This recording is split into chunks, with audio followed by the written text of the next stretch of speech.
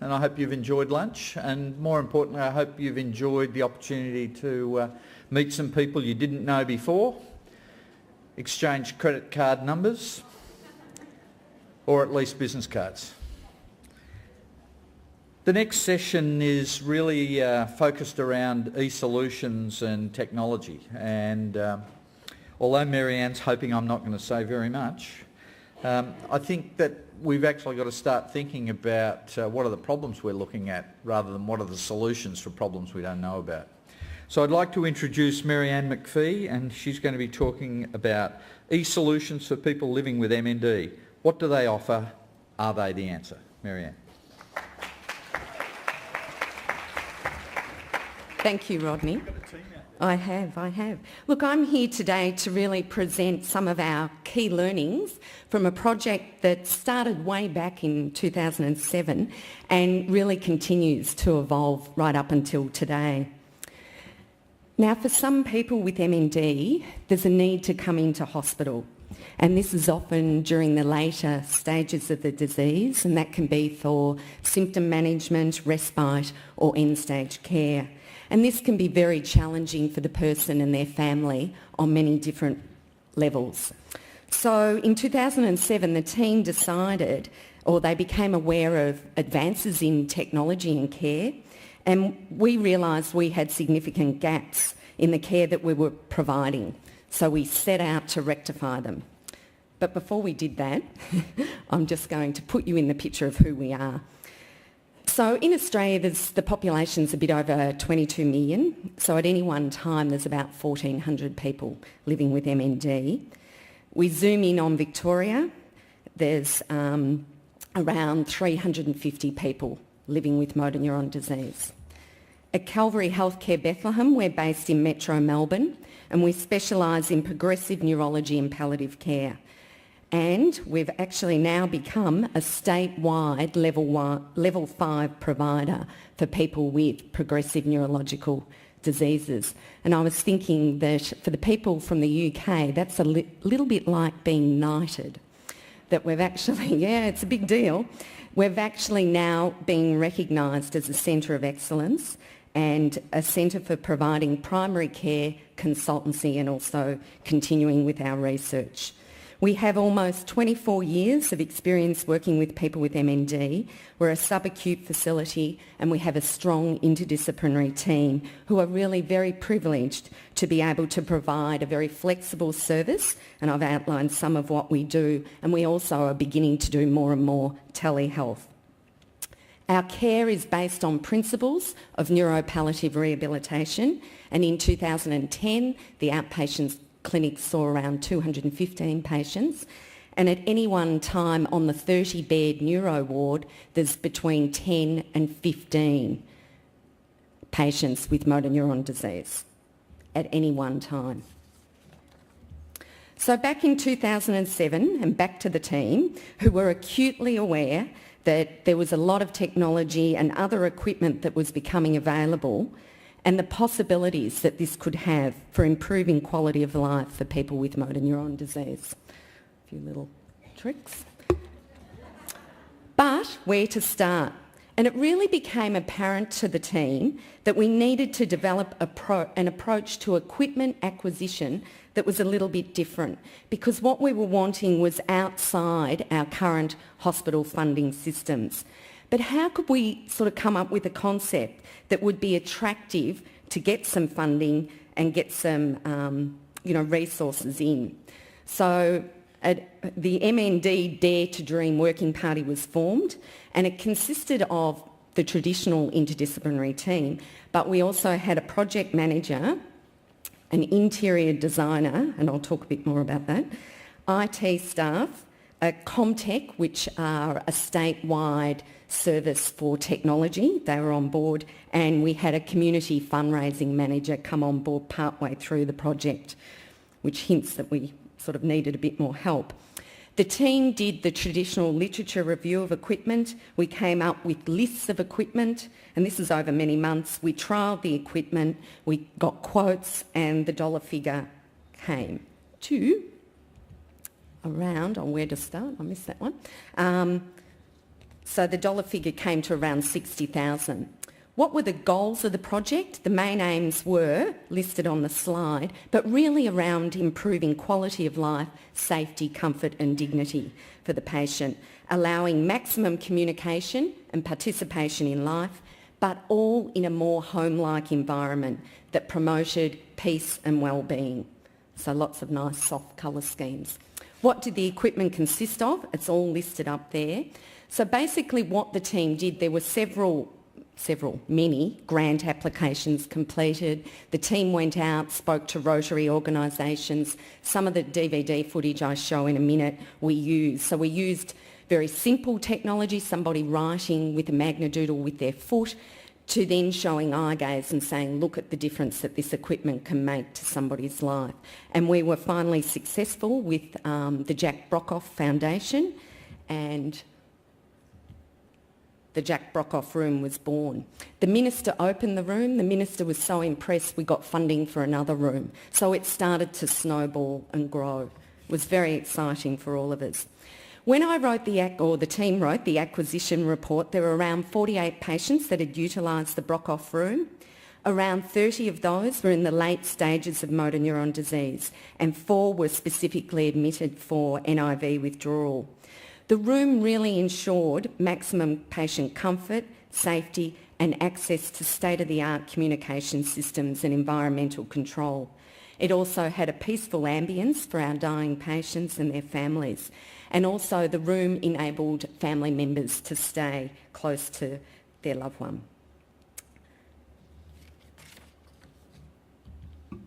Here's Nick, who's 34 years old. He said, "Technology has changed my life. I can now help my family by doing the shopping online, the banking, paying bills, and even reading a book to the kids. It is great."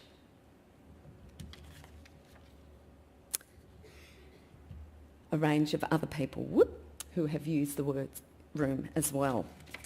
I'm missing a slide there. Okay, enablers for the room. I think one of the key things to this project being successful and flowing on and other rooms happening was having a marketable concept that we could sell, not just asking for different pieces of equipment but putting the whole lot together. Rather than just having separate pieces, it resulted in the successful funding. The concept of having a home-like room also enabled people to trial equipment in a functional context. The room and having it there has also resulted in other patients and families who have come in and used it saying how wonderful it is, to then donating and getting more equipment and more rooms. And it's really led to a concept that we now call a room without walls. So it means that we have more equipment than those rooms need that can flow out to the other patients that are on the ward as well. And I think I've got up there that we've actually started applying this model or concept, if you like, to other progressive neurological diseases such as Huntington's disease, and we now have 2 rooms for people with late-stage Huntington's on the ward as well. So a very useful concept and one that hopefully some of you can use as well. Moving on to sort of spreading the technology across the ward, if you like. They're thin, they're sleek, and some may even say they're sexy. And yes, I have one, and yes, I love it. iPads, and boy, are they walking into our hospital. They seem to be breeding. They're wonderful and they offer many things, and I'll go on and talk about that, but I think I still find myself talking with families around the fact that no matter what technology there is, nothing is ever going to replace voice and who you are. And we need to allow people time to talk about that and to grieve that loss, as someone mentioned earlier today. What do iPads enable us to do? I'm sure most of you in the audience would already know that. They do lots of wonderful things. Access to internet and email, and people are wanting devices not to just be a light writer and do one thing. They're wanting multiple things to be happening with their devices now. The apps that we've mainly been using at Bethlehem have been text-to-speech apps. Speak It and Predictable being the 2 commercially available, and the other one being Verbally. There's lots of accessories available for iPads, and some of them I have shown up there. The ones that we've found most useful, the iAdapter, which is a fully rubberised protective case, is very useful. We've had a couple of people use that, but also just some of the really hard cases are more protective than the softer ones. And we've also found, I know the OTs are using the book seat at Bethlehem for, this enables the iPad to sit on somebody's lap or up in bed, and nice and soft, not too heavy, those sorts of things. And we have a range of stands, and we're using the therapy switching box equipment as well. Okay, the most successful apps. The most common one that we're using is Predictable, and the reason being the majority of patients prefer the phrasing section and also the word prediction section. Currently at the moment we have 19 people using iPads, 13 women, 6 men. And I'm going to say it works wonderfully well if you have good upper limb function. But we had 2 people come into the clinic already, their family had purchased their iPads, and it was very clear to the team that they were not going to be able to use them very long, and that can be quite frustrating and disappointing for families. So we really need to get that information out to families that certainly we have one fellow who's currently using switching, and it's still really slow. You can only switch within one app, so you can't switch to use your other applications, so it's very limited. That will change, and it's going to be changing very quickly. So on this table we have 7 people with bulbar onset MND, 5 using Predictable, 2 speak it, and obviously they're using all the other functions of the iPad. We've got 5 people with ALS, 1 using Predictable and switching, 1 using verbally, and the other 3 had speech, but they were obviously cervical onset, but they lost their upper limb function, so we needed to look at other ways such as Tracker Pro or other means of accessing their computer and email and things.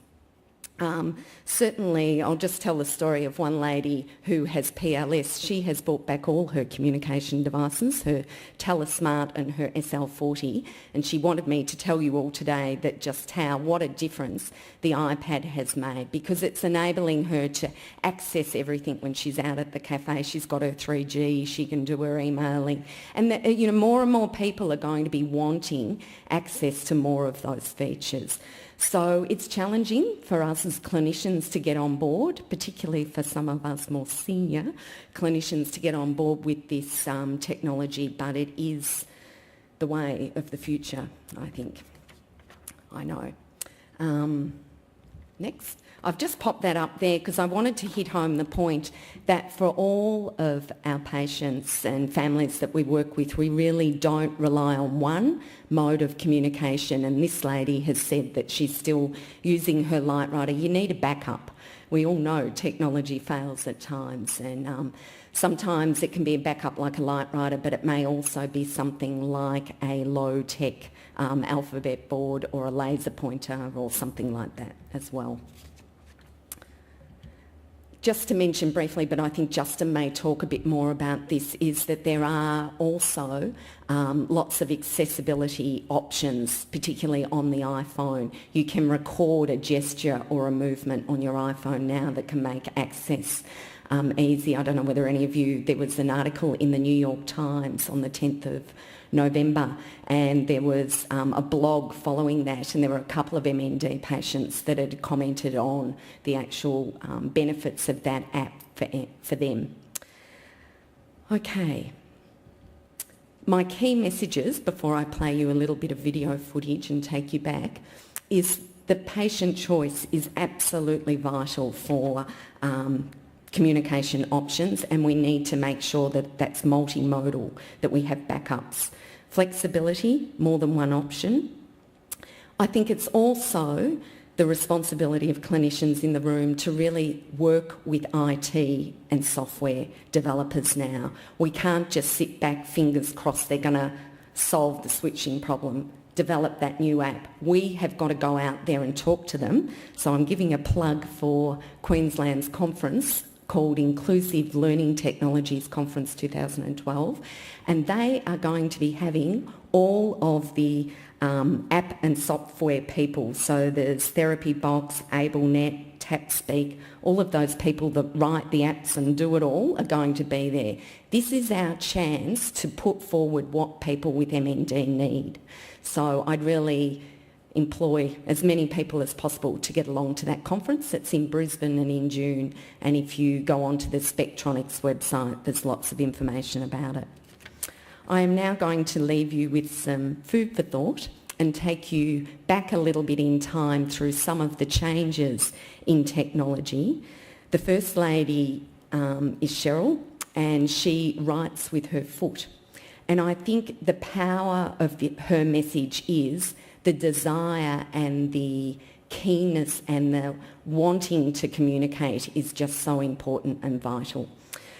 But there's more than one way to solve that, and so I'm going to show you a series of footage. So let's just hope that, fingers crossed, that this works. I'm going back. I haven't got a mouse up there. Faster, would Thank you you. have been faster with your hand, or...?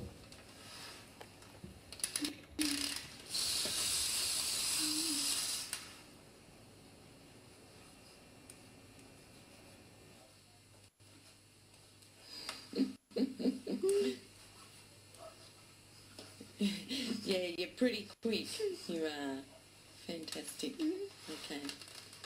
And just one last question, Cheryl. What's the reaction been of friends and family to you writing this way?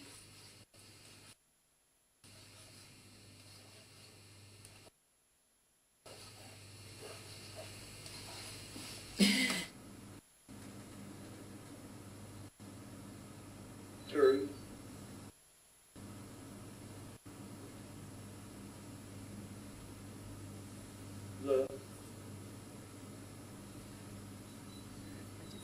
I just want to say that we actually tried a number of options, but this was Kevin's preferred option.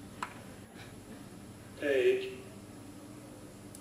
I read. Paper with the care to help me turn the page. Was here, Oh, okay. but Ooh, there's a but. things were not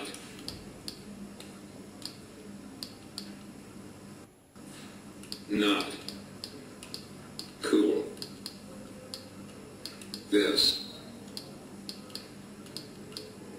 morning, Oh, too. It's actually changed their life. It's been a real godsend with their communication. Oh, that's fantastic to hear. It's a brilliant machine, and it's good for me. This is actually You'll lead us to take baby steps here, all right? I'm really looking forward to it. So this is Dasher. This man's watching Modern Family. He's talking to his teeth. his speech pathologist about his teeth. He's got Skype open. He's emailing. He's doing about 5 things. Relaxing. It's the chair mode, so he can move around. And this is him using the little pointer there on his head That's Tracker Pro. to get the best view. And at the same time, you're watching Modern Family. It's actually pretty amazing when you think about it. That's allowing us to talk about his teeth and oral hygiene. Okay, everybody, the food's in there, the drinks are in there. I'll be... Yes, yes. But it gives him a bit of independence, so it means like if I go down to the shop, say, like paper or whatever, that I can leave him because he can communicate with it. He can text it, who can home, or whatever. So that's fabulous. I can't imagine using the iGaze without the computer attachment. I research M&D. I can talk to all my friends and family via instant messenger. I can email everyone in my life. download music and movies, as well as books and audio. I can read the daily newspapers and access internationally magazines. Fantastic, yeah, it's not really...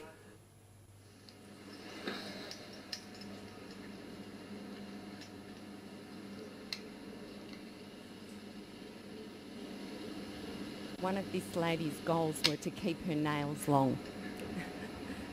So you can see she... Oh, okay, you haven't spoken on Skype?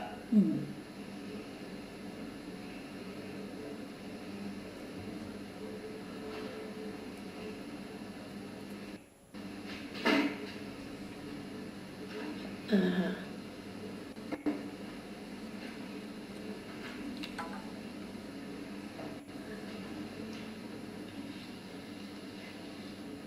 As each time I haven't... Gosh...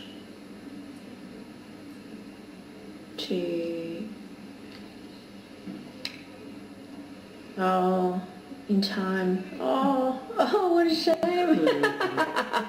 That is one of the hard things, isn't it? Yeah. And you know you can have multi people on the Skype. You've done that. You know you can do that, but you haven't done it yet. Well, that might be something to practice. That's it. That's it.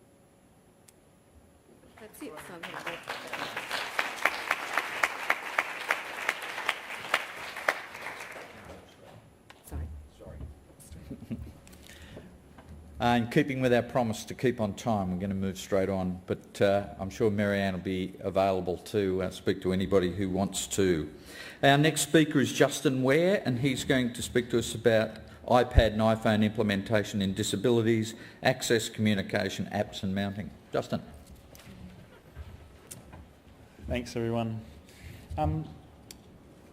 I think a lot of my presentation may have been covered in part detail, so I will skip over a few details. But yeah, I'm focusing in on the use of iPads. I work for the Cerebral Palsy Alliance, formerly known as the Spastic Centre of New South Wales. And a couple of you may be wondering, what are you doing here presenting at an MND ALS conference? Our team, sort of, although we sit within, I'm from TASC, our team, although we sit within the Cerebral Palsy Alliance, we do see people with all disabilities across all of New South Wales. And we sort of work in a consultative model. So I guess we work with ALS MND because we can see the huge potential that all forms of technology have in just improving the quality of life for people with this disease. We have a fast track program by which we see people with MND on a prioritised waiting list. We do have a waiting list because we're actually a free assessment service. And we won't assess every single person that we actually have referred to us. We'll try and see people consultatively, through video conferencing or just telephone conferencing, supporting local therapy teams if we can. But as we all know, people with MND are very, very complex and usually will require us to go out and at least do one assessment and often a follow-up as well. I decided to present today on the use of iPads because it's such popular technology. I'm sure everyone in this room has seen at least one person with MND who has used an iPad. I could be wrong in that, but our experience at TASC was we were getting lots of referrals for people who were very interested in technology and needed to use technology for communication or computer access. And often when we turn up to do our assessment, even quite early on, they'd already gone out and purchased an iPad, an iPod Touch, an iPhone to use for a range of reasons. So just an overview. I've got a bit of a case study. I mean, really, today isn't about presenting a case study for me. It's about actually trying to get people to reason through clinically what the actual need is for some of the considerations we need to go through before we start recommending iPads. And even though we really need to support the right of people to make choices in terms of what sort of equipment and devices that they need to have, we need to make sure they're making informed choices and decisions around that they're not going to go out and spend sort of $500, $600 of money that's so valuable in that end stage of life and could be spent on something like a holiday when maybe in 2 months' time it's not going to be a useful device anymore. So that's my kind of real passion around iPads, is don't use them when they're not appropriate. And that might sound strange coming from someone that really works in assistive technology, but that's just based from our experiences. So I'll just go through some of those suitability and limitations, look at access in a little bit more detail than Marianne did, and then just go through a list of some of the actual functions and uses that some of them are obvious, some of them are a little bit less obvious, the way that people are actually using iPads in the community, just to get that word out there about people trying to think laterally, apart from, it's not just a communication device, it's not just a toy to play games on for leisure. Both are fantastic, but there's more to it than that. I just wanted to show you a quick case study of, been asked to change this gentleman's name, but I'm going to call him David.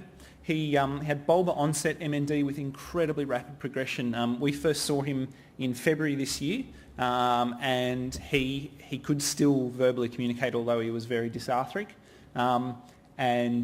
He's now reached the point where he's almost got no functional movement in any part of his body other than his eyes. So in a very short space of time, he's lost a lot of movement. This video was actually taken about a month after we first saw him, and he'd actually gone out and purchased an iPad himself, but we supported him at that time through some of the decision making. So you can all read the slide, but I'll show you with a quick video. Hopefully it'll work.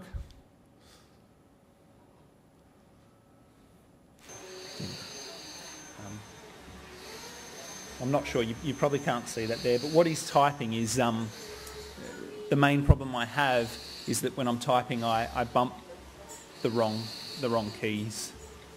And you can sort of see he's hitting that, he hits that backspace button quite often. He's here using the ProLoquo to go app, which was certainly the best one available when in sort of February, March this year, when he was looking at the options. Yeah, I'm just taking a video so I can show them at work, the other OTs, to see if they've got any other suggestions.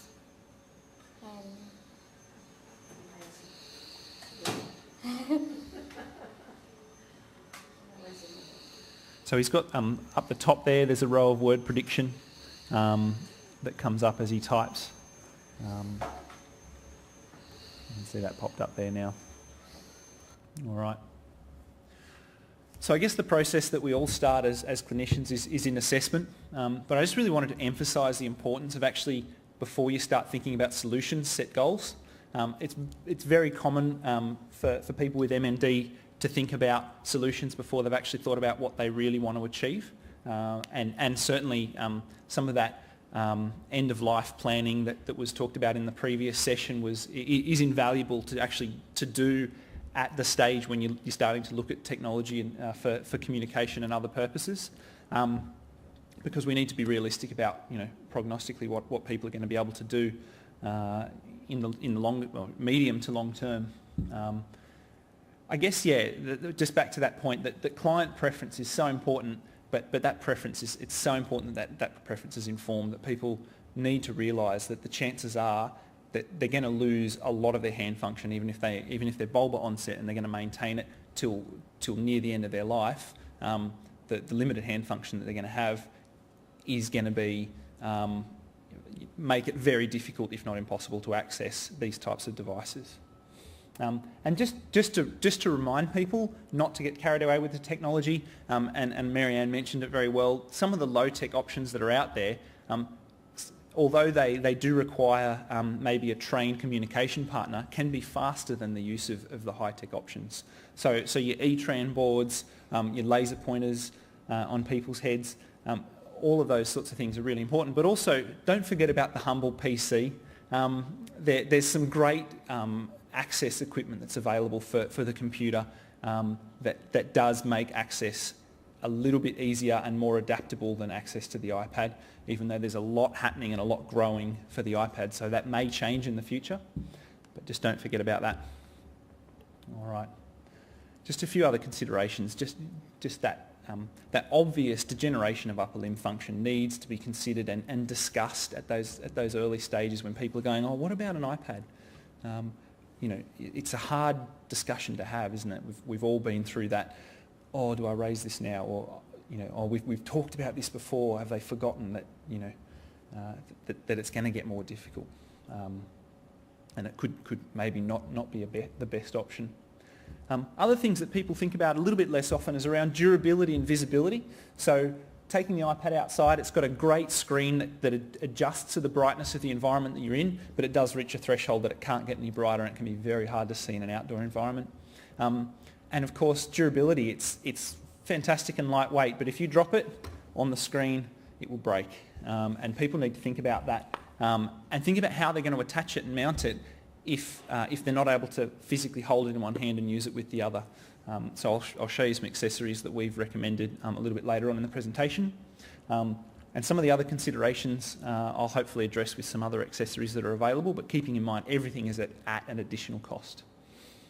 Okay. All right, so just for those of you who aren't familiar with iPads, and for those of you who maybe are but aren't really familiar with the complexity of using it when you've got limited motor function, the iPad has a feature on it that automatically after time locks the screen. Okay.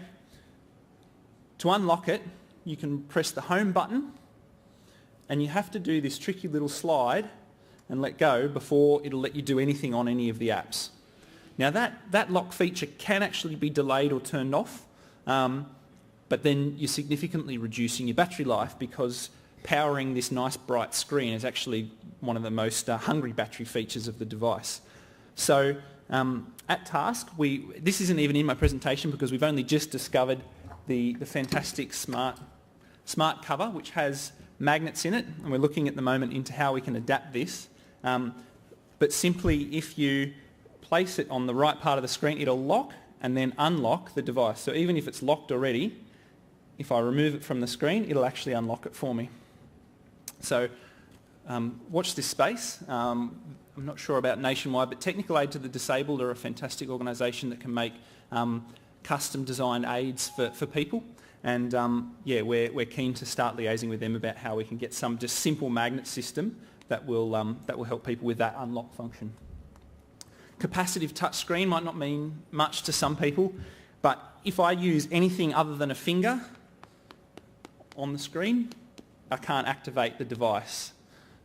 There is a few exceptions to that, as many of you will know, but as you can see, if I use my finger to touch it, I can swipe, I can type on the keyboard. That's a huge problem for some people who are already considering or using alternative pointing devices such as styluses or pens for writing, head pointers, mouth pointers, all those sorts of things. But there are ways around that.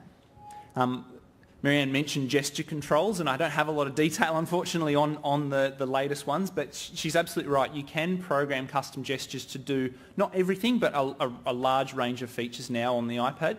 Have a look at that New York Times article. It's well worth a read.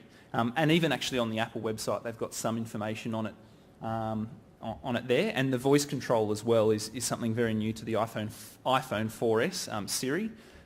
So read up on that if you're interested in voice control for people that maybe have some other cervical or lumbar onset. So just when you're considering, size is really important. I've got an iPad here. I'm sure we've all seen them before. But when you compare that to the size of, this isn't an iPhone, but a smartphone or iPhone of similar size, people think bigger targets must be easier to use. Really important. It's not necessarily. The reach, the shoulder strength required to move your hand from one side to the other, especially when you're not well supported in seating, possibly reclined in a bed or in a riser recliner with good comfort, it becomes very hard to reach from the Q to the P. So sometimes the tiny little screen, for people that have some finger movement, is actually easier to type on. So prognostically though, very hard to tell where people are going to go. So just keep that in mind. External keyboard, I'll talk about that a bit later.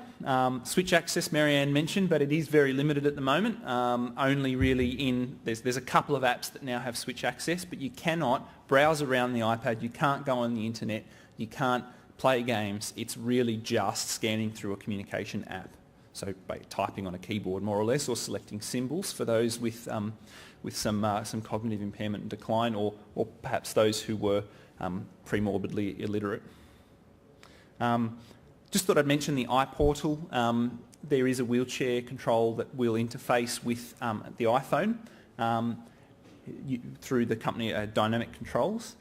Look, it's a very complex system. It requires very specialist support, and it does allow quite good access, but it's still quite limited.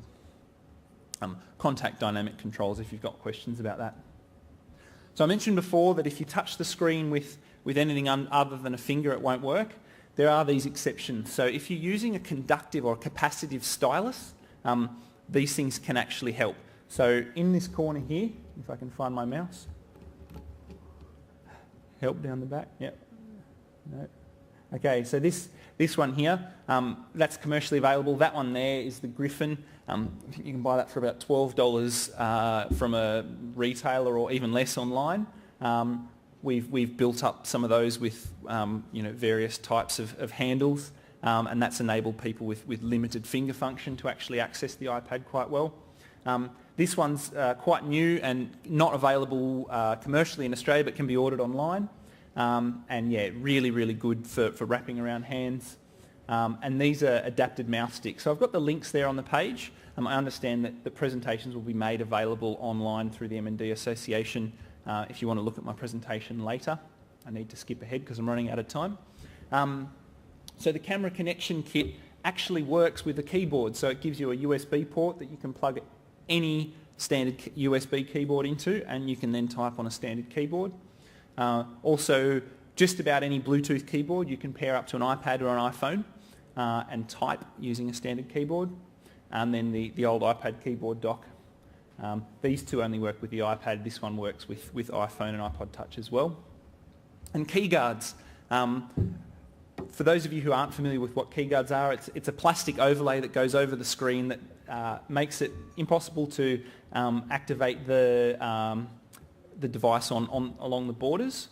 And it just makes targeting much easier. So with the client I showed you, we actually did trial one of these. Didn't have a lot of success, unfortunately. There's different apps with different keyboards. So these just give you for people with limited accuracy and hand function. You can check some of those out. So it's Tiki Notes and Flick Key. I mentioned the iPortal before. So switch access. Scanning is a process that some people aren't familiar with. This is a frequency keyboard, which is really important for increasing the rate of scanning for people. So I don't have time to go into detail, but just think about frequency keyboard access for people that are scanning. And most people use a row column thing. So it'll highlight the first row, then highlight the second row, highlight the third row in sequence, and then when you press any external switch, there's a picture of one there, but there's a range, then it will it'll actually select that row and then go across each letter one at a time until you can select the letter. So it's much slower than direct access. But this app here is actually also now switch adaptable, and I can't see it on my screen here, and I've forgotten the name of it. I've got to wrap up, but I've just got listed there a whole bunch of other communication apps, including a very cheap one with word prediction called Typo. Yeah, I'll skip ahead. Other functions, environmental control, mounting, I mentioned before, very important. There are a lot of options out there. This one we found is quite expensive, about $500, but it works so well for giving security and good positioning for the iPad. Mentioned the iAdapter and previous things. Speakers are so important because the volume's just not loud enough on any of these devices. So that's a wired speaker and a wireless speaker. Both of them are available through Zytec and Spectronics, but there are other portable speakers out there that just give you so much more volume, which has to be considered for anyone that's communicating in any environment that's not a loud one. And then I'll finish up there just with Android. Think about Android. I don't have time, obviously, to present on it today, and it's a really good resource or a really good option because it's so much more customisable, and there's a lot happening in it as well. Thank you very much.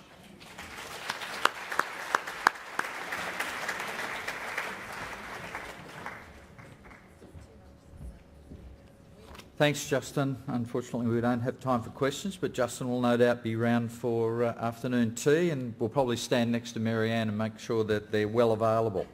Our next speaker is John Paulin Hansen, and he's going to talk to us about inexpensive and flexible gaze tracking from the bed. John Paulin.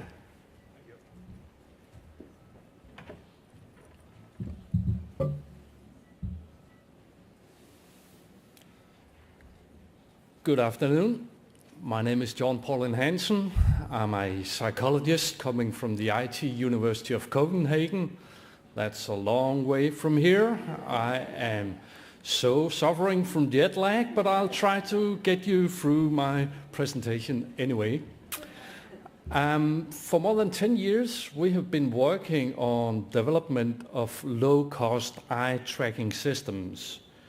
As you are well aware, you can have a very efficient, reliable and robust eye tracking systems made by professional vendors like Tobii, and here in Australia you got the company called Seeing Machines doing excellent eye tracking equipment.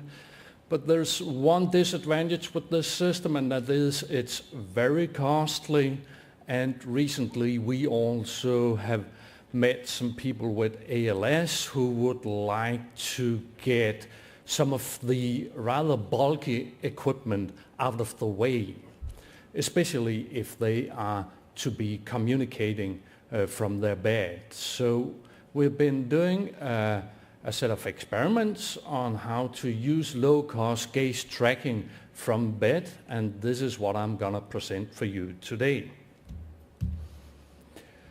As I just said, gaze communication systems are out there working well and making sure that people, even at a late stage of ALS, can maintain a social contact to their families and friends.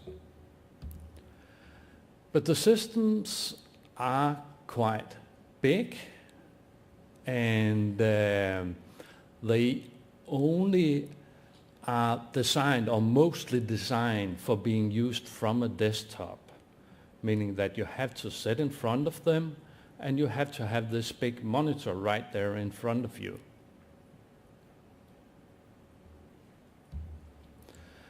We've seen people, for instance, this gentleman in Japan, who needs or likes to have a lot of communication equipment, television monitors, and other electronic devices for his healthcare around him, and the whole bed scenario becomes quite cluttered. It's difficult to take care of this man because you have to be aware of all of the monitors hanging over his head, and it's actually in your way also when you're trying to help him and assist him. So if you then consider eye trackings that are head mounted, you may get something which are giving you more flexibility. In this case, you can turn your head towards the sides. You don't actually have to look straight up to a monitor, and you can still be gaze tracked. But for the time being, those systems are also quite intrusive, and they are not comfortable to wear for a very long time. Also, those head-mounted eye tracking systems are quite costly.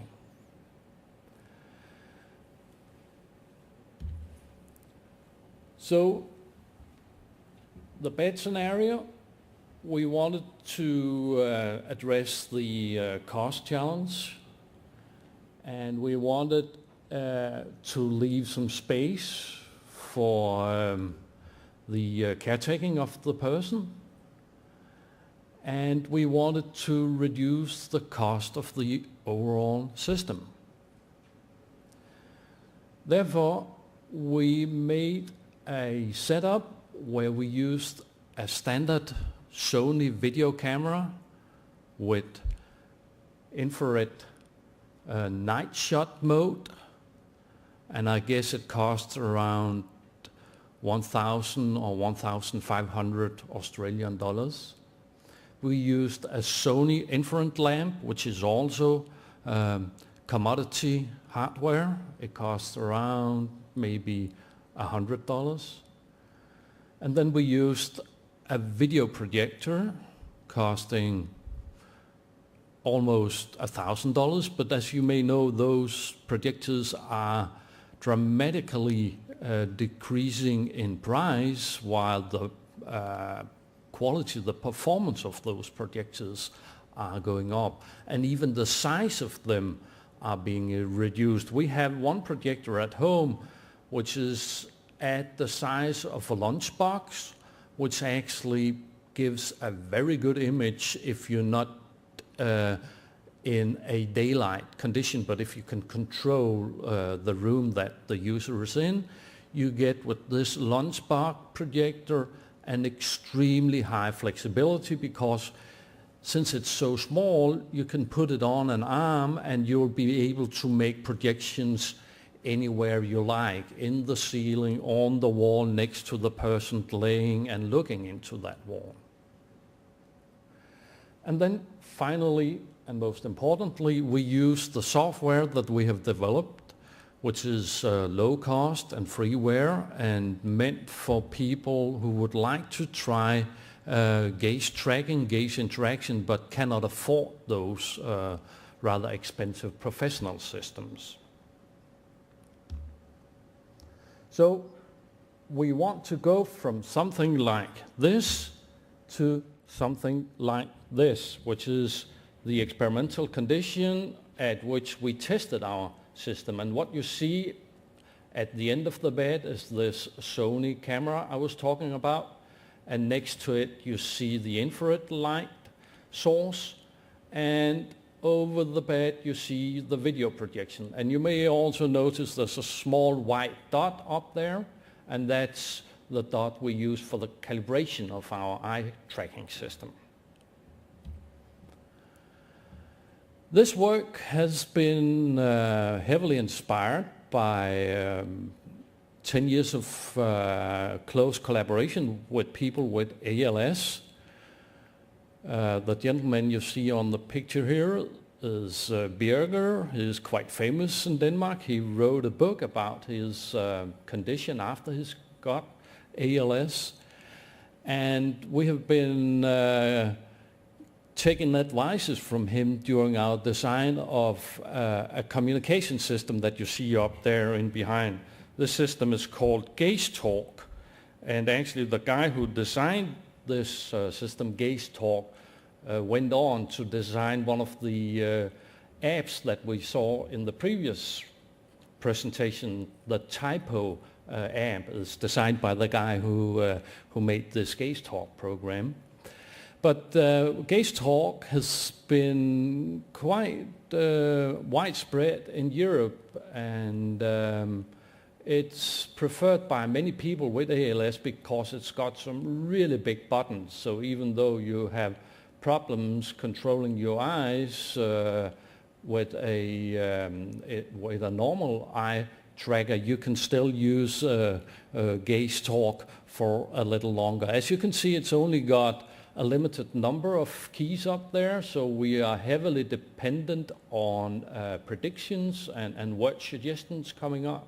But since they work quite well, people can have a typing speed of, I would say, a little more than 10 words per minute once they get familiar with the system. Now, out in Birger's home, we once took our system with the projector, and instead of just showing it in front of Birger, we showed it at the very large end wall of his living room. And he was so keen of that because now the family and caretakers could all see what he was typing, and they didn't have to be standing behind his shoulders waiting for him to finish the sentence. They could kind of take a glimpse on what he was about to write and maybe go on with preparing the lunch and then take a look a little later, and then they would have a kind of continuous contact with him typing. He's using our gaze tracking system, and we have mounted a even cheaper camera than the Sony camera I was talking about before. This camera is a $20 webcam that we have put on an office lamp holder so we can put it in front of Birger. I'd like to show you a little bit of him typing here. His using the Danish word prediction. You're probably not gonna understand anything of what he's saying here, but he's encouraging us to go along with the development of the system. And by the way, this is also a freeware system that you can download, and it's got an English version also that you can use.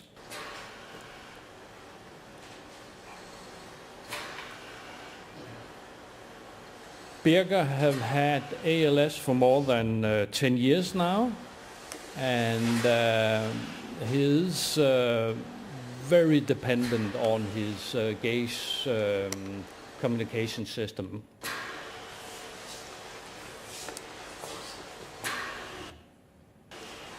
Okay, I can see I got to go on here. We wanted to see if there were any significant differences between our system and one of the professional systems, or how it performs compared to the normal performance you get of professional eye tracking systems. And we also wanted to know if there were any difference with people laying down in the bed or being seated in the bed. We took some measures of accuracy and precision, and we had 11 able-bodied participants to be calibrated and then look at targets coming up at that wall by the end of the bed. We measured things like accuracy and precision, and this is the basic setup using an accuracy tool that's also freely available at the website interact.com. This is the main results, basically saying that yes, there is a difference between the person being laid down or seated.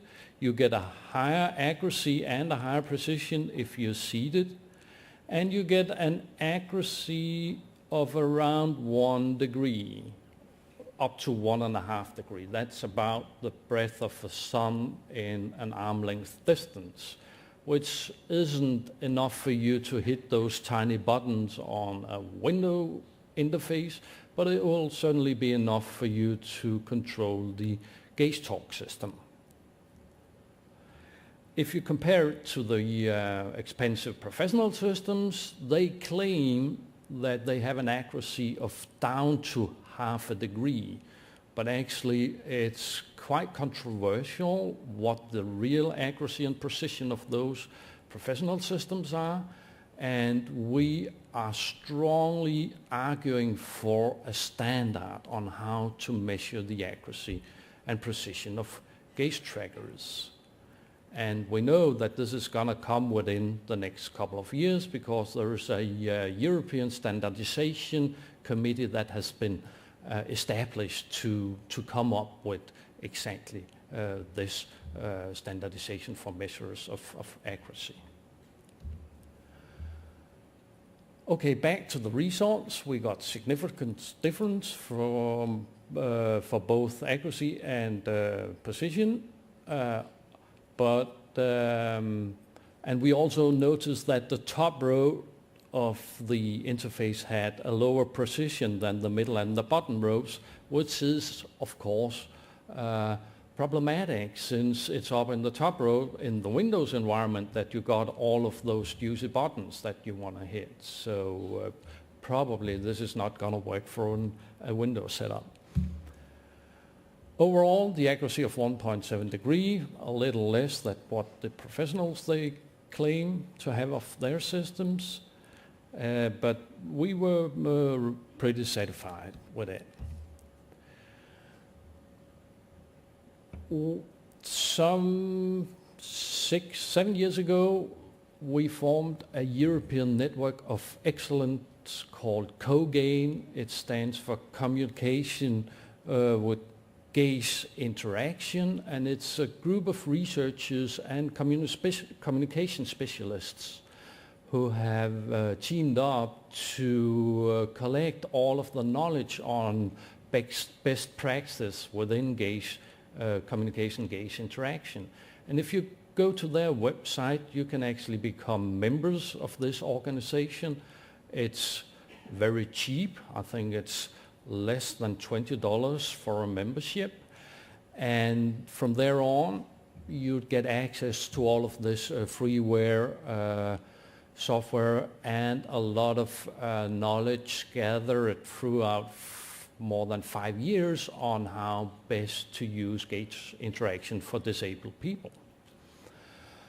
At the gazegroup.org website, you'd find this low-cost system, and you'll find a community that are helping us building this freeware open source gaze tracking system. There are even people here from Australia participating in the improvement of that gaze tracking system. And on the iinteract.com website, you'll find some games and tools that works well with the freeware gaze tracker. Right, I think this will conclude my talk.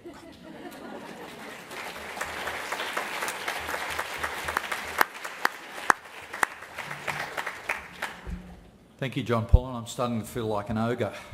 Any questions?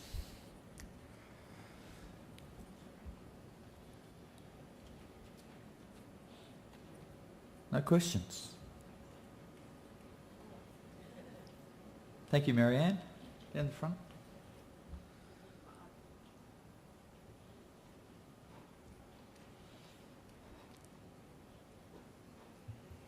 Thank you, John Paul. Look, that was amazing, and I can see a lot of applications for us on the ward at Bethlehem. How easy do you think it would be for a clinician to set up that system?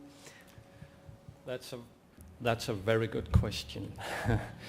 I actually think you need to have someone who is technically skilled in your team to do it, because downloading the software and having the right version of the Windows, and it's not just the plug and play that we have become so used to with the App Store. But we're working on that also, and some students of mine are working on the development of a very low-cost gaze tracking system that we hope will be out there in 1 to 2 years. Can you envisage a day where we have an app and some equipment and we can eye gaze into our iPads? Yes, that's exactly what they're working on. Yeah, fantastic.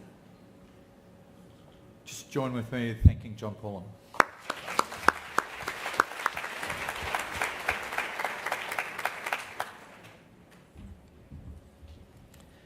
Our next speaker is Gina Svolos, and she's going to be speaking about MND Aware, a web-based awareness training program about motor neurone disease. Gina.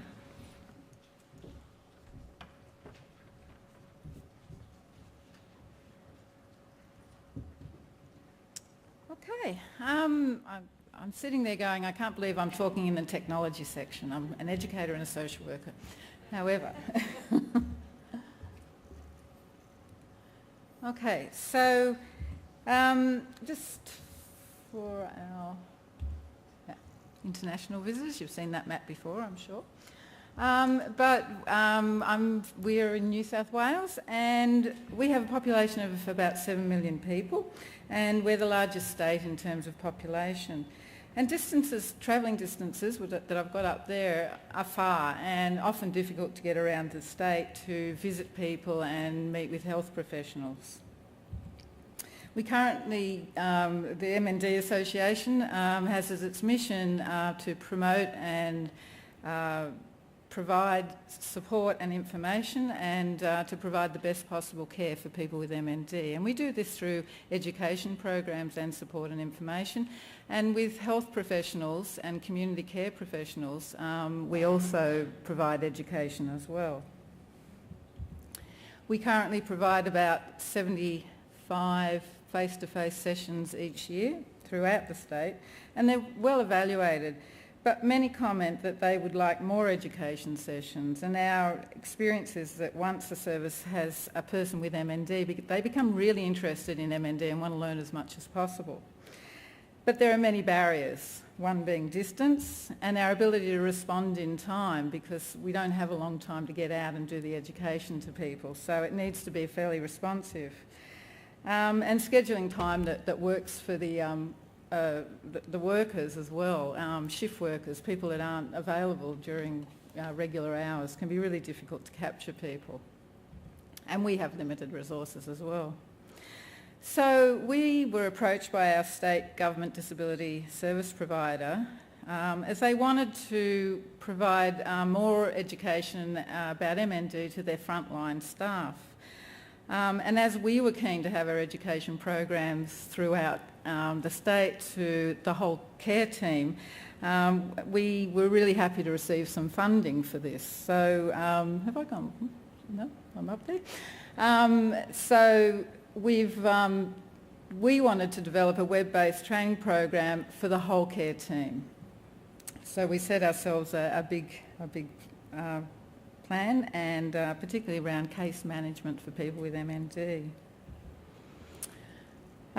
So that was our objective. Develop this training program is to increase health and community care professionals' understanding about MND and the needs of people. We aim to develop a web-based training program that would increase awareness and provide specific information about case management. We undertook an initial consultation to understand what intake workers, case managers and other health and community care providers identified as their training and information needs. We also consulted them about their views about what they wanted in the training, issues, strategies, particularly around intake and case management. So the initial consultation included a survey and focus groups. We had an online survey that we sent out to 366 people that we had on our database, and also people that were provided through our New South Wales government. And for our telefocus group, we invited 16 people to participate who were actually nominated by our disability provider. The survey questions covered information on demographics of the participants and their experience, and also their experience in MND. And we had a really great response to the survey. We had 118 responses, and most of the people came from New South Wales who responded, but we had people from other areas as well. The majority were from allied health or case management. And they also worked in a variety of settings, with the main group being in the community services and then acute care hospital. We sort of felt that we'd hit our target because they were the people that we wanted to get the feedback from. So the questions that had the greatest impact on the development of MND Aware training package was an open-ended question. So what are the top three? We asked them, what are the top three things health and community care providers should know about the needs of people with MND? And the free text responses were analysed and grouped into 7 major categories. And this is, in the level of response. And so we were surprised to see that actually approaches to case management was what people really wanted to know about, and we do find that in our education as well. It's not even the tin tacks about what's MND, what's it about. It's actually about how do we manage and work with this complex disease. And so strategies for symptom management came down next. Services available, and that included accessing funding, things like that, equipment. Information on disease type and progression. establishment of client need, and this included things such as the need to listen to people about what their needs are, and that no two people are the same, and so services need to be really flexible. The impact of MND, and that included things like the impact of diagnosis it has on the family, as well as the person, as well as psychosocial issues. And then finally, training and support needs for care workers. We also wanted to find out what respondents' perceptions were about how informed health and community care professionals are. Just under 3/4 of the respondents rated other health and community care professionals slightly informed or somewhat informed about MND. We also asked the respondents their perceptions about how informed they themselves were about MND, and over half of them rated themselves as moderately informed. We then asked them how informed they'd like to be, and we were really happy to hear that 99% of people wanted to be either moderately or extremely informed, so that sort of motivated us to continue on with the project. We had 11 participants in the focus groups, and the issues they talked around revolved around care and coordination, including the physical challenges, the complex nature of the disease, and the many behavioural and cognitive changes that can happen. Also around the future, questions around preparing for end of life and who should lead this. So there's a lot of our community workers just wanting to know how we deal with these issues. Caring for someone at home at the end of life, not always something generalist workers are really very aware about or have had much experience in, and how and when to start talking about palliative care and dealing with questions around euthanasia. So these are the issues they were bringing up. And the emotional impact and suggestions. They gave us some good suggestions like checklists of things to think about and when working with someone with MND, and the need to be creative about the solutions that arise for people. So then we set about developing the training program. We were armed with all this information, so we started to develop. We set learning objectives, session structure. We accessed text and visuals and audios, and the package we used was MS PowerPoint, and that's also a low-cost, commercially available e-learning package. So during the development of the package, we continued to consult to just check that we were on track, and we sent out an initial test session for review, and we also sent out all the sessions near the completion, and they were sent out to the groups that had responded to us earlier. So particularly from the initial review, we got a lot of comments and feedback about the look and feel, the usability, suggestions for organisation of the content, and we also had suggestions about the duration of each of the sessions. The feedback was invaluable in developing the rest of the program, and the survey also elicited a lot of very positive response from our very first little survey we sent out. 85% said they would recommend it to a colleague or other staff. So we did feel that we were on the right track at that point. So we used various learning approaches, text with voiceover, videos, diagrams, just to make sure we provided a rounded sort of education program. We had all the everything transcribed into text as well. As this training has been developed for a very diverse range of backgrounds and work roles, we wanted to develop it to meet the needs of the different learners so that people could go as deep as they wanted to into the learning. We divided it up into 3 sections that are up there, but you also, I know you can't read it all, you also have one of these in your pack that you got today, so you can look at that in more detail in your own time. So learners can work at their own pace, in their own time. And the first one, the introductory one, I guess, is the really basic level information. So I'm just going to preview a segment of the symptom management session, and it's about communication, and it just goes for a couple of minutes, hopefully.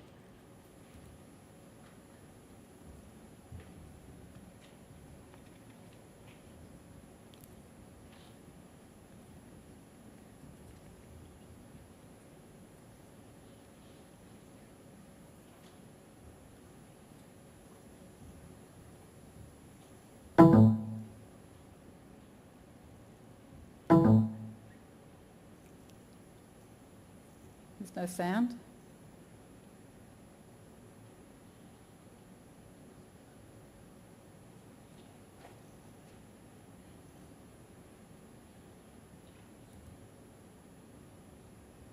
By weakness and reduced coordination of the lips, facial muscles, tongue, larynx and pharynx.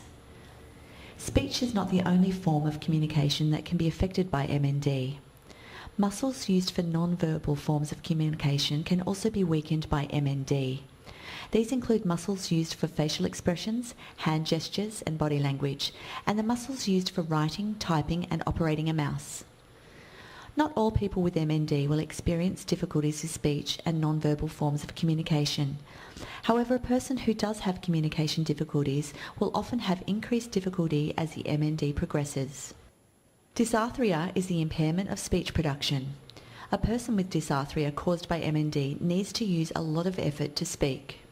Dysarthric speech sounds slurred, flat and distorted. Also, if the person has weak respiratory muscles such as a weak diaphragm, their speech volume will be much lower than usual. Dysarthria may progress to total loss of speech, which is called anarthria. In the next slide, you will listen to Tony, who has dysarthria. We actually went to Mauritius for our honeymoon when the boys were young.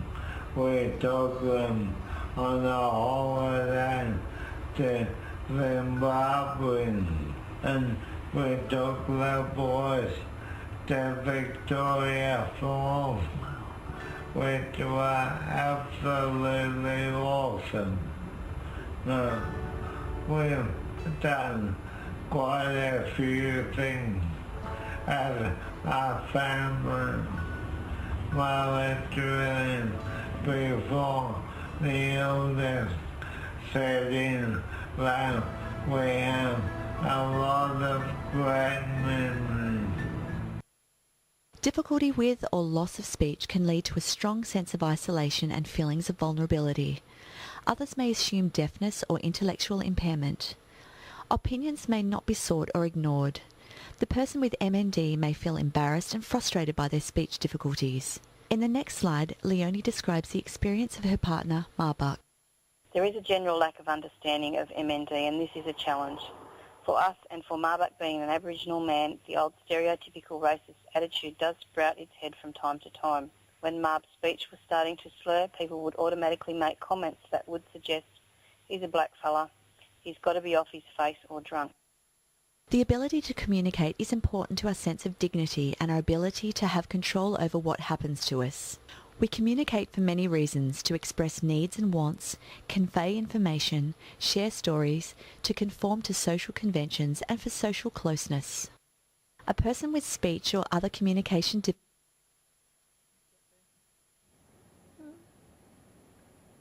Sorry, I don't have a screen in front of me, so it's actually really difficult.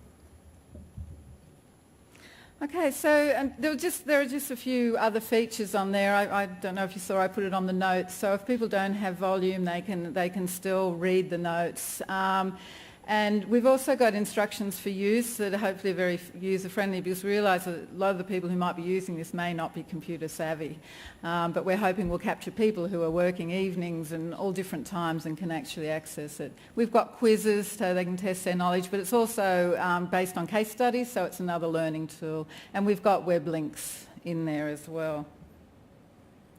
So we believe that this e-solution will enhance the quality of life for people. Sorry, I forgot to say it's on MND Care. I'm aware of time now, which is a website that's been set up for Australian health and community care workers. Was developed last year. And we believe that this e-solution will enhance the quality of life of people with MND. It overcomes the tyranny of distance and will change practice, improve care and strengthen quality care at the end of life. We do have an evaluation structure in place. It's a three-pronged approach that I won't go into detail, but we will be doing that over the next number of months. And we will be tracking visitors on the site. So just in conclusion, I'd just like to acknowledge all the amazing people who have contributed. Some of you may have recognised that we've pulled together other people's work as well as our own. Many health and community care professionals, many of you might be in the room today, and volunteers and the staff of the MND New South Wales Association. And of course the New South Wales Government Family and Community Services who provided the funding. And finally, and most importantly, people with MND, their family and carers who share their knowledge and experience with us, and that's a picture of one of our members at the launch, which was only like 2 weeks ago, so it's only been live for 2 weeks, so thank you.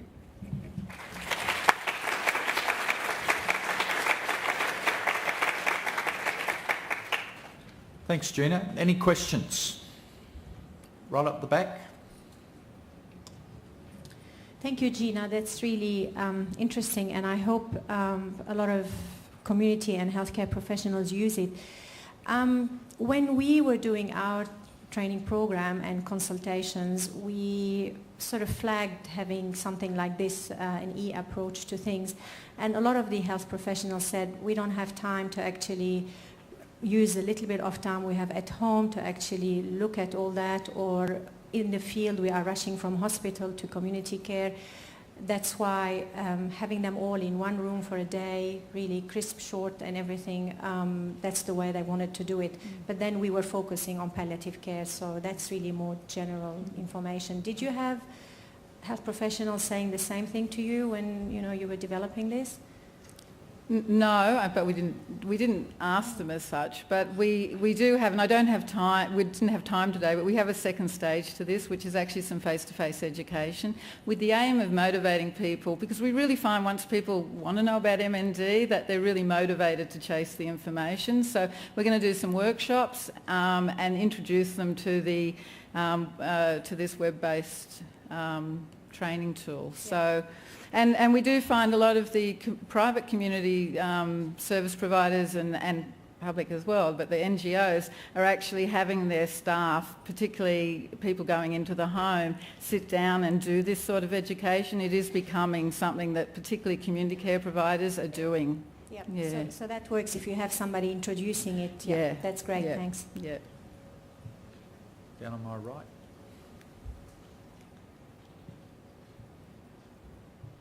Gina, can I just ask, if I'm a clinician out in rural Australia and I Google motor neuron disease, where will your website come up? Do you know? I'm just wondering, that's what often clinicians will do. They'll Google MND. MND care. Does MND care come up about second, third or something It comes up fairly quickly. I haven't done it for a little while. If you put in MND Aware, it comes up really easy now. So, it's pretty accessible for Australian audience, yeah. One last question. No movement on the stage. Whoop. Sorry, in the centre. Hi, Kathy from South Australia. How long does it take to go through the whole online learning? Any idea? Like just roughly? It can. I'm not sure actually. We've got timings on everything, and I think the introductory module can take a couple of hours. But I must say I didn't go back and look at that. But it can, I would say, take 5-6 hours to get through the whole lot. Yeah. But I think, Gina, if I can add, the advantage of it is you can do a bit, come back to it, do a bit, come back to it. You would have seen I had to press no to resume, so you can, once you've been on there, it knows you've been there and you can pick up from where you've come off.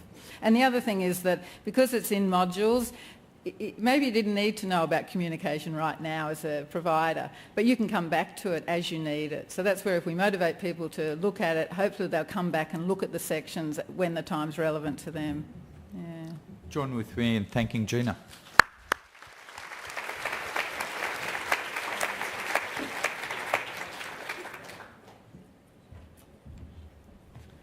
Our last presenter before afternoon tea is Nicole Yarab, and she's going to be addressing improving quality of care and empowering patients through electronic communication. Nicole.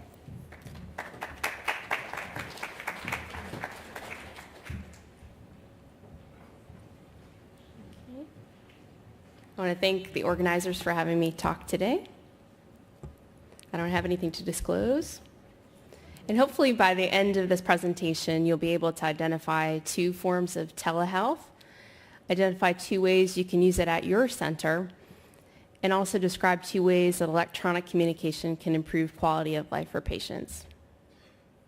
I come from the Emory ALS Center, which is in the United States in Atlanta, Georgia. Our metropolitan area is about 5 million plus people, and we see patients from all across the Southeast, primarily in the North Georgia area and parts of Tennessee and Alabama. And we currently are serving approximately 300 people with ALS-MND. Again, just a couple maps to give you a reference point. The United States map, most people know Florida at the bottom right, and Georgia's the state right above that. And on the Georgia map, Atlanta is in the northeast section, so that kind of upper half of the state, we have a huge population of our patients come from that area. A couple pictures of the skyline for Atlanta and the Emory campus and our Emory University Hospital. We see our patients in the clinic across the street. So we're going to talk today about a couple different electronic solutions that many of you probably already use. Many of you may have an ALS Center website. Many people will use YouTube, Facebook, Twitter, email, Skype, and smartphones for texting. So a couple definitions for what telehealth is. And Wikipedia defines it as a delivery of health-related services and information via telecommunication technologies. So it can be as simple as 2 providers discussing a patient case over the telephone, or doing something like a robotic surgery between 2 facilities on different ends of the globe. So it's really an expansion of telemedicine, focusing on the preventive, promotive, and curative aspects. And so we do this a lot when we are emailing back and forth with patients, when doctors are prescribing prescriptions and providing other health services. So the U.S. Department of Health and Human Services describes it as a use of electronic information and telecommunication technologies to support long-distance clinical health care, patient and professional health-related education, public health, and administration. So our patients and carers they encounter many different challenges: mobility challenges, communication challenges. A lot of our bulbar patients, especially the issues with dysarthria, as people become more dependent on BiPAP or become ventilator dependent, they develop hand weakness. And for a lot of people, they live at quite a distance from an ALS center. Especially in the States, the cost of care and the lack of medical insurance for a lot of patients is another barrier. So there's some pros and cons to telehealth. And some of the pros, I think one of the wonderful things, especially for our people that have difficulty with speech, is the fact that they can email quite easily with us as providers, and they can do that directly. So they can email us directly and we can have a conversation, and they don't necessarily have to go through a loved one. They don't have to leave their house. It can save money. You can get quick assessment, and sometimes it gives less time to treatment and a solution. Now, some of the drawbacks could be that it can be a little bit more impersonal, and it's not always an ideal replacement for face-to-face interaction. So I'm going to just touch on a couple of the social media things, which social media would refer to the use of web-based and mobile technologies to turn communication into an interactive dialogue. So between providers and patients, we can use some of the social media, as well as between one patient to another. And we'll go into this in a little more detail. So Facebook, I think most people are probably somewhat familiar with it. I must admit, I just finally recently got on Facebook myself. I'm probably the last person. But it's a social site that allows you to connect with other people online. So you can share videos and photos. You can communicate with friends and family, as well as with other pals. So it's been a great tool for a lot of our patients to make connections. And then also from an association perspective or an ALS Center perspective, you can have your own Facebook page there. So not necessarily for communicating directly one-to-one with a patient about personal issues, but in terms of maybe upcoming events you have going on, ALS advocacy and public policy, just general ALS awareness and spreading the message of hope. Twitter, this is something that even Emory Healthcare in general, this has been something that they've started to use. We haven't used it as part of our ALS Center yet, but I did notice that the Duke ALS Center has used this some. And you can blast out information. For example, they had some little tweet on there about their experience in Washington, D.C. for National ALS Advocacy Day. So you can also use this to do some brief research updates or tell people about events. YouTube is really a fantastic tool. Many of us have probably gotten some YouTube videos sent to us via email, something funny to look at, but this can actually be a great tool to use for educational purposes as well. It doesn't cost anything to your patients. They can go online. You can refer them to some reliable videos. So for example, there's some great videos on how to use a cough assist machine. So it's great that you may go over this in clinic, or that a respiratory therapist may come out to their house and do it, but sometimes people still need a little bit more education and a little more practice. So being able to watch a video from anywhere at any time is very convenient. They also can look at videos about what is a PEG tube, how is it placed, how do I care for it. And texting. I think texting has probably become much more popular. I think sometimes we kind of forget to talk to one another on the telephone now. A lot of us are just sending text messages, and this has been another way that our patients have been able to communicate with their loved ones at home or, at a great distance. In a couple instances, I don't have a work cell phone, so I don't typically use this that much with my patients. Otherwise, I probably would be working 24/7. But with a couple of our patients, I have done this. And in this next picture, you can see somebody had a PEG tube issue, and she was able to take a picture with her phone, send it to my phone. I could forward it to our GI surgeon, and he could make an assessment and recommendation. So they lived about an hour and a half, 2 hours away. So we were able to basically guide them in, whether it's calling in a prescription or do you need to go to your local hospital or do you need to make the drive in. It's one of those things the picture tells 1,000 words. So they were very grateful for that option. As a couple of our previous presenters mentioned, the iPad, that's been a very popular form of communication for a lot of our patients. And just in general as another tool to be able to communicate with other people using email, be able to search the internet, shop, do Facebook, things like that. Skype, that is basically a way to do video phone calls and chat over the internet. And interestingly enough, our research team recently got approval from the Internal Review Board for one of their clinical trial patients, and they actually conducted a catheter line check using Skype. And this patient and his wife lived about 3 hours away from the center. And so now they're able to just come every other month for a face-to-face interaction because that other visit is just the catheter line check. And so they were, again, extremely grateful to have that option. It was a great way to use technology. So this might be something that would be useful for people at other centers or with other trials. Many of you may have an ALS Center website.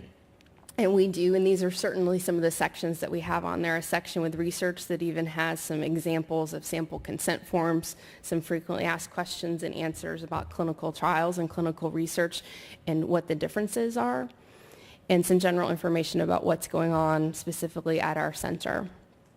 Again, there's a whole section for events and how to get involved, a section for education. So we, again, have a specific just to ALS in general, frequently asked questions and answers, a glossary of terms, and then links to local community services as well as reliable sources of information on the web.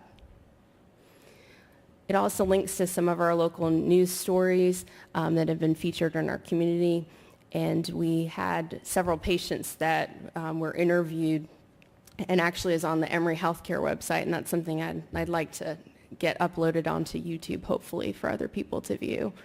and the general meet the team, staff photos, those kind of things. And also one of the neat things is we have a video. We usually hand out the CD and folder at a new patient visit, and that's something that's also available online. So it's nice when people have family members that live at a distance, they can watch it as well.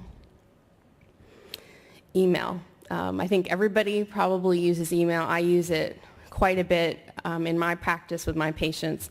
I'd probably say a good 60 to 70% or more of my time is spent communicating back and forth with my patients and my family members that way.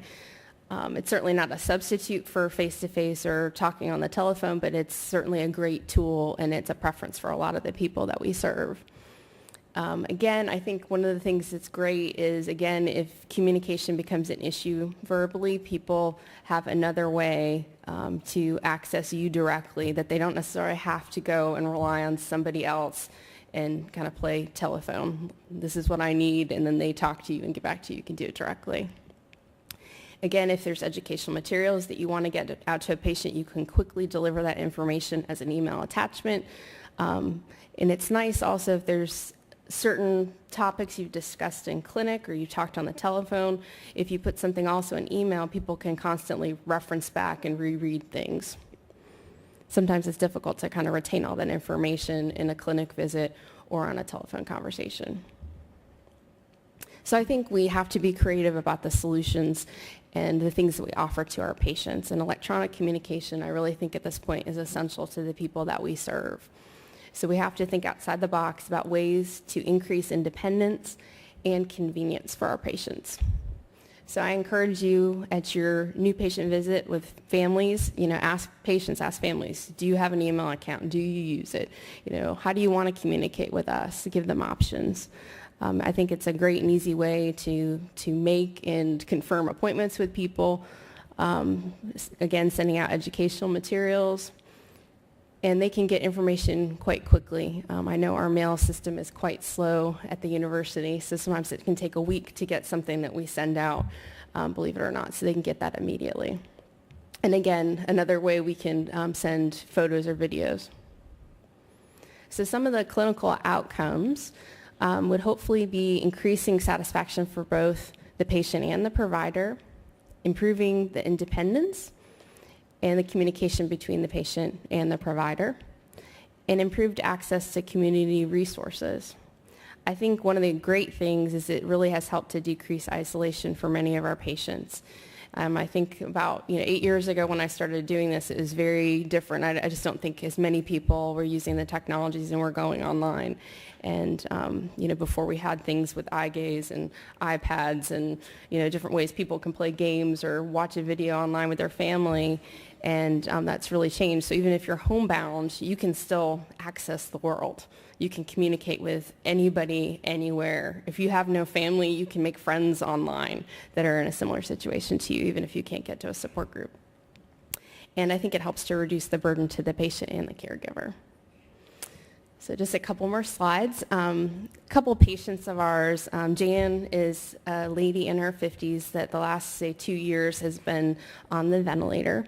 And I asked her recently at a visit, and she communicated that before she had her eye gaze system and was connected to all these things on the internet, that she was really getting bored. She's laying in bed, laying in her wheelchair, not much to do, almost second guessing her choice to go on the ventilator. And now she can, use eye gaze to Facebook and email with friends from high school and college. She does that quite frequently. Watch YouTube videos, email, shopping. She's been doing lots and lots of shopping, her husband tells me. And one of her favorite things is she's no longer able to hug. And her granddaughter will crawl up into bed next to her and put her head in her chest, and they will sit there and watch cartoons and different videos together. So that's been a really positive thing for her and has really made her glad that she made the choice to go on the vent. Sometimes we think that some of our older patients are not going to be as tech savvy, and that sometimes is true. But Bob is one of our patients. He's in his mid-70s, and he's a wonderful guy. He's bulbar. He hasn't been talking for the last couple years. His wife will call me and ask me lots of questions, and we get a lot done that way. But a lot of times there's things that he wants to communicate directly with me, and he always tells me that he just lights up when he has an email from one of us. And Denise is the lady, I referenced her husband earlier, the pictures of the PEG tubes. That was a great thing for them to save them the trip back and forth to the center. So almost done. Just a couple, one thing, an unexpected result of email communication with some of my patients, and we heard earlier a little bit about cognitive change, is it's been interesting to see how some people will start out with, very, logical, understandable emails, and over time, words are missing. Sometimes sentences are not making sense. I have one lady that if she's going to email me, she emailed me like 6 times in a row, sometimes things that make no sense at all, this kind of almost obsession. So that's been interesting.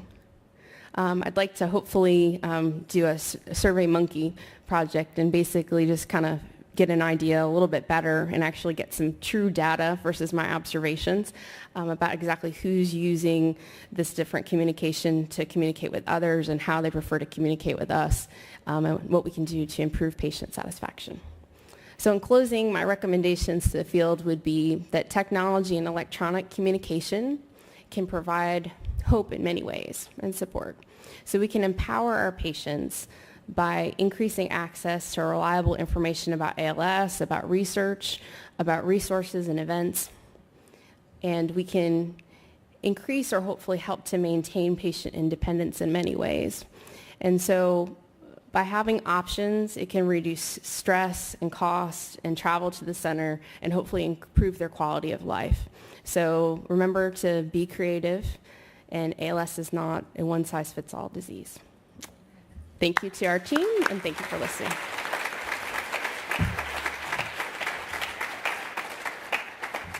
Thank you, Nicole. Questions? In the front here. Keep your hand up.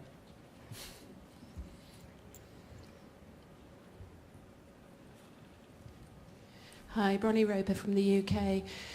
With the importance of documentation of everything, how do you record some of these conversations that you've had with patients, particularly text conversations? Because that was an issue when I did text with a patient, and I couldn't record any of it really, because printouts of emails are easy, but I was thinking of some of the other things that you've been doing. Well, we have an electronic medical record, so sometimes you can basically transpose just like you would have a phone conversation. And there's really been just a handful of times that that's occurred. So I have one patient that's really her only way to communicate at this point. She's moved to an assisted living. She doesn't have the internet access anymore, and that's how she communicates with the staff there, and that's how she needs to communicate with us. So I usually just kind of type that into basically a clinic note that's in the electronic medical record. And then with emails, like you said, we can either cut and paste that into the electronic medical record or print it out and put it in a chart. Thanks for demystifying the term. I think a lot of people are really scared off when they hear telehealth and they don't know what's involved, and they think of big computer systems. But my question is around Skype. Did you come across any people that were concerned about the security and of the data, the video data that was being transferred through Skype at all? Because that's just something that, as a service, we've come across, unfortunately, that we've been told we're not allowed to use Skype because it's not guaranteed to be a secure transfer of data for client confidentiality. So it was just that one patient that they obtained the IRB approval in that one trial. So through our system and with that family, that was all approved, and that's not something that we've used yet at this point. I think we probably have to check with on the healthcare side of things. Dr. Lass, did you encounter anything specifically, any issues with that, with the trial? For research, it's okay, but sorry, can you wait for the microphone? Sorry. And Nicole's right. For research, we were okay with the university, with the Institutional Review Board, but the hospital itself has a problem with it. And so they have these secure systems that are very expensive that are used, but we're hoping to move towards Skype if we can. Thanks. Any other questions? One last question? No? Thank you. Thank you.